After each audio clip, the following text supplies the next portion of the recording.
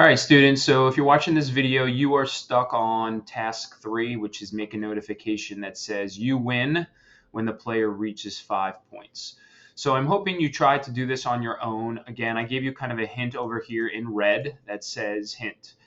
If, so we already have an if block that I told you to put in, the score equals 5, and I already put the 5, then a notification should pop up on your tablet that has text you win. All right, so again, I'm going to walk you through the code. I am going to give you the answer. So if you don't want it, again, you can try it again, but I'm going to kind of show you where this goes. So since it's we want to have the score equals 5. Okay, so if you look at all your components over here, which one deals with our score? All right, so if I go back to Designer and I take a look at my app, I have two labels that deal with score. I have the actual word score, and then I also have a number there that's 0. So I want to make sure that I am choosing the right label. So I have label 1 or label 2. So which label is the one that I want to change, or the one that should change to 5, and then the game's over. Again, that is label 2. Okay, so hopefully you guys figured that out.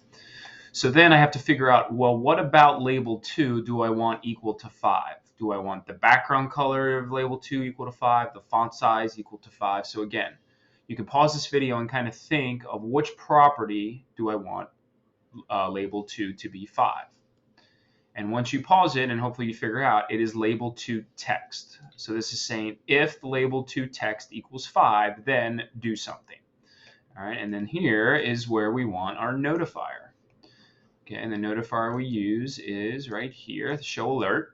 And then we're going to grab a text block, and we're going to put in any text we want. I'm just going to have it say you win with a exclamation point. Okay. Now the last part is it says after you think you have the correct blocks, where should this if then block go? So right here, where should this block go? So again, if then blocks do not work by itself. They work with our events. And we have a touched event here. I have, if I move over here, I have a clock timer event. I have a button reset click, button easy, and button hard.